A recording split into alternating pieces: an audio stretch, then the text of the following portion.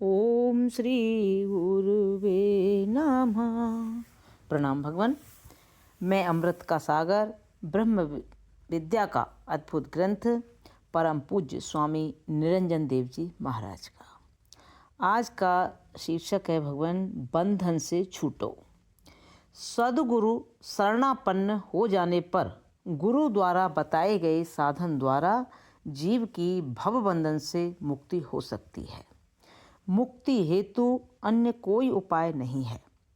देह आदिक में से अहंता ममता रूप प्रबल महाशत्रु को दूर करने हेतु विवेक तथा वैराग्य रूपी तेज तलवार की सहायता अवश्य लेनी होगी, क्योंकि बिना आत्मा अनात्मा का विवेक हुए कोई भी साधन भजन क्रिया त्याग जीव को बंधन में ही डाल देगा। बिना विवेक के लिए साधनों द्वारा देह अभिमान और वृद्धि को प्राप्त हो जाता है। जैसे कि मैं त्यागी हूँ, सब मेरा मान करें, मुझे महापुरुष या भगवान का अवतार कहें, मुझे माला चढ़ावें, पैर छुवें, मेरी झूठन खावें, यह सब अविवेक के कारण अभिमान वर्धक साधन होने से सीधे पतन के मार्ग में ढकेल देते हैं। किंतु अभिमान के सिंहासन पर अज्ञानी आरूढ़ जीव को यह पता तक नहीं चलता है। जब पूरा फंस जाता है तब होश आता है, तब पछताता है, फिर कभी काल को, कभी कर्म को व कभी ईश्वर को मिथ्या दोष लगाता फिरता है। काल है कर्म है ईश्वर ही मिथ्या दोष लगा है। अतः ऐसे अविवेकी को अगर कोई सदुपदेश करे तो वह अहंकार के कारण सुनता भी नहीं है, क्योंकि उसे यह घमंड होता है कि मैं त्यागी हूँ, सब जानता हूँ, मैं गृहस्थ के पास जाकर शिक्षा क्यों ग्रहण करूँ। बनने चले थे चौबे जी से छब्बे जी तो अभिमान ने ऐसा नीचे ही धर दबाया कि रह गए दुबे जी। गए थे घर से बिल्ली को बाहर फेंकने को, इतने में ऊंट आकर आंगन में मर बैठा। अर्थात विवेक बिना जो देहाभिमान को दूर करने हेतु त्याग करते हैं तो उन्हें अपने समस्त त्याग करने का अभिमान मन में आ घुसता है।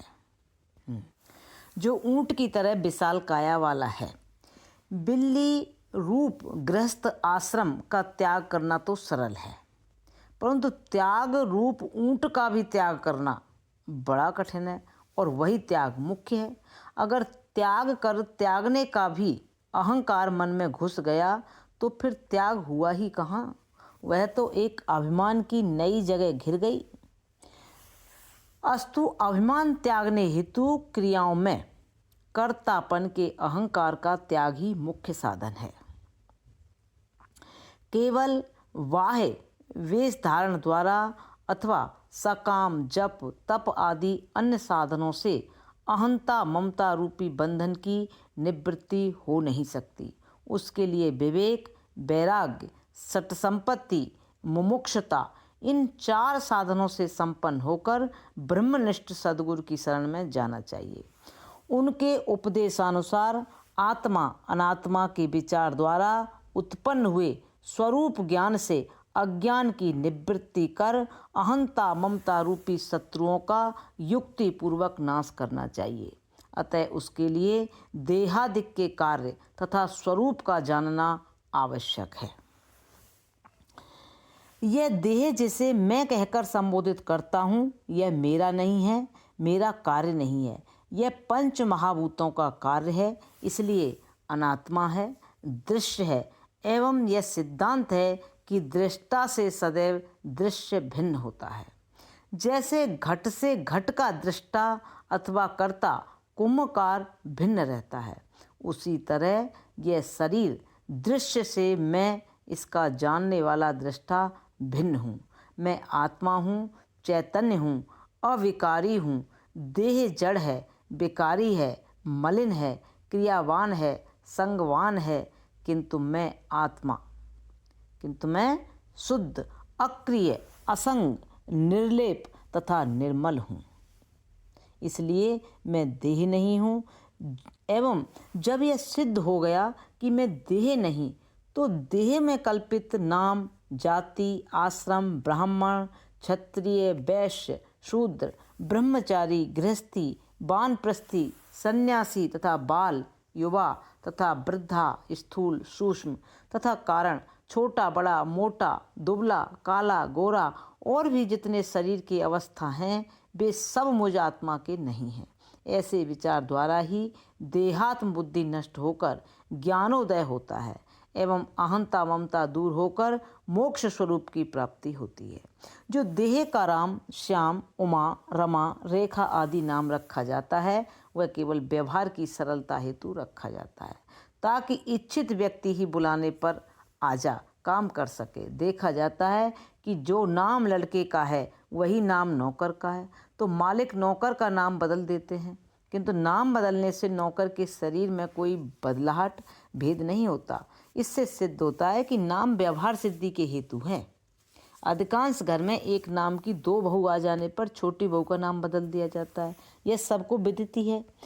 कोई आपसे पूछता है कि आप कौन हैं, तो आप सीधे बिना विचार किए कह देते हैं कि मैं रामलाल हूँ, मोहनलाल हूँ, मैं राधा हूँ, मैं नेहा बहन हूँ। किंतु विचार कीजिए कि यह आपका शरीर इस जन्म से पूर्व भी यही था या कोई अन्य था जिसे छोड़कर इसमें आए हैं। यह आपका नाम आपके जन्म के साथ आया था अथवा 10-12 दिन बाद किसी पंडित द्वारा किसी शब्द का संकेत पाने पर घर वालों ने बहुमत से आपके लिए चुना था। तब फिर आप यह नाम वाले कैसे हुए?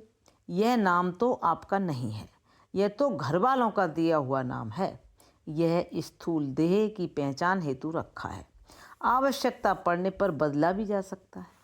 अतः यह स्थूल देह एवं नाम आप कैसे हो सकते हैं?